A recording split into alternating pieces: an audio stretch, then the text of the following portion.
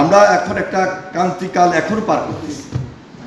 হাসিনাকে বিদায় দেওয়ার পর বা হাসিনা চলে যাওয়ার পর আমরা যে খুব স্বাধীন হয়ে গেছি, আমরা যে এই যে দ্বিতীয় স্বাধীনতা অর্জন করেছি বলছি, প্রকৃতপক্ষে এখনো স্বাধীন হতে পারি না।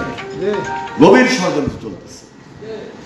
কারণ গণতন্ত্রের বীজ যদি শক্তিশালী না হয় তাহলে আমরা জনগণ কিন্তু নিরাপদ না, যতজনে যত কথা বলবে।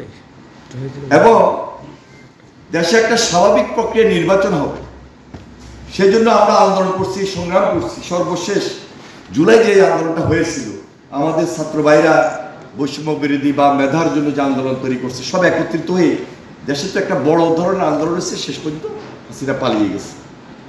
তাহলে 15 বছর প্লাস সর্বশেষ যে জুলাই আন্দোলন, সবাই চাওয়া পাওয়ার উদ্দেশ্য তো একই।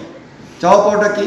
আমরা একটা ভবিষ্যৎ বাংলাদেশ চেয়েছি, যে ভবিষ্যৎ বাংলাদেশটা খুব সুন্দর হবে, আমাদের কোনো টেনশন থাকবে না, আমরা স্বাধীন থাকবো। এটাই তো আমাদের চাওয়া পাওয়া ছিল। কিন্তু এখন এই যে রাজনৈতিক মাঠে এসে এক এক রাজনৈতিক দল বা এক এক ব্যক্তি এক এক রকম কথা বলে সামান্য মতবিরোধ থেকে যদি বৃহত্তর কোনো গ্যাপ তৈরি হয়ে যায়, ক্ষতি কিন্তু সবাই হবে, দেশবাসীর হবে। সুতরাং সবাই সতর্ক হওয়া উচিত। সেই জন্য বারবার বলছি, এখনো বলি যে এই সরকার হলো অন্তর্বর্তীকালীন সরকার। এই সরকার সম্পূর্ণ নিরপেক্ষ একটা দায়িত্বে আছে, অবস্থানে আছে। তাদের কাছে আমাদের প্রত্যাশার জায়গাও বেশি। কালার এক্সপার্ট, জর্জ স্যাপ এবং মাইল্ড অন হ্যান্ডস টেকনোলজি সমৃদ্ধ অরিক্স ক্রিস্টাল ওয়াশ আপনার ফ্যাসিবাদের বিচার যদি না হয়, ফ্যাসিবাদের সঙ্গে ফ্যাসিবাদের পরিবার সম্পূর্ণরূপে জড়িত। দুর্নীতি বলেন, দুঃশাসন বলেন, অত্যাচার বলেন, নির্যাতন বলেন, গুম বলেন, খুন বলেন, সব কিছুর সঙ্গে তারা জড়িত। হাসিনার নির্দেশ ছাড়া, পরিবারের সহযোগিতা ছাড়া এই জিনিসগুলো হয় নাই। একই সঙ্গে যারা দোষর, আওয়ামী লীগের মন্ত্রী, এমপি, গডফাদার, থানা বলেন, জেলা বলেন, ইউনিয়ন বলেন, ওয়ার্ড বলেন, সব জায়গায় তো ছিল, মন্ত্রণালয় ছিল। এর পাশাপাশি শাসন ব্যবস্থায় কিছু কর্তা ব্যক্তিও ছিল। এই সবার বিচারটা যদি দৃশ্যমান না হয়, শুধু হঠাৎ করে বলে ফেললাম আওয়ামী লীগ নিষিদ্ধ, তাহলে কি আওয়ামী লীগ নিষিদ্ধ হয়ে যায়? আওয়ামী লীগ নিষিদ্ধ করলে একটা প্রক্রিয়ার মধ্যে দিয়ে নিষিদ্ধ করতে হবে।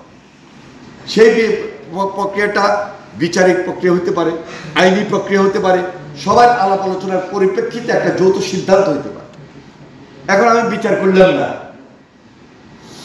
আমি আইনি প্রক্রিয়া গেলাম না, কিন্তু হঠাৎ আমি বলে দিলাম যে আওয়ামী লীগ নিষিদ্ধ। এইভাবে আসলে আওয়ামী লীগকে নিষিদ্ধ করে খুব একটা লাভ জাতি পাবে বলে আমরা মনে করি না, আমি মনে করি। এই জন্য আমাদের প্রত্যাশার জায়গা থেকে বারবার বলছি যে এই সরকার আমাদের আন্দোলনের ফসল, এখনো সময় আসছে। বিশেষ করে এই 2-4 দিন যেভাবে কথাবার্তা পক্ষে বিপক্ষে আসতেছে, এটা জাতির জন্য খুব ক্ষতিকারক। এই ধরনের আলোচনা থেকে বেড়ে আসতে হইলে একটা ইফতারের দাওয়াত দিয়ে সকল রাজনৈতিক দলকে একটা মঞ্চে বসান, একটা দাওয়াতে বসান, একটা গোল টেবিলে বসাই বৃহত্তর যে স্বার্থটা আমাদের, সেই বৃহত্তর স্বার্থর কথা চিন্তা করে অনেক কিছু ত্যাগ করেন, ছোটখাটো মতবিরোধ উপেক্ষা করে যেটা প্রয়োজন সেটাকে সংস্কার করে একটা আলোচনার টেবিলে এসে যদি সেখানে একটা সুন্দর সিদ্ধান্ত আসে, সেখানে জাতি খুশি হতে পারে। নাহলে এই জাতি কিন্তু কাউকে ক্ষমা করবে না। আওয়ামী লীগ যে পথে গেছে, কেউ যদি ওই ধরনের চিন্তা করে তাহলে ক্ষতিটা কিন্তু সবাই হবে।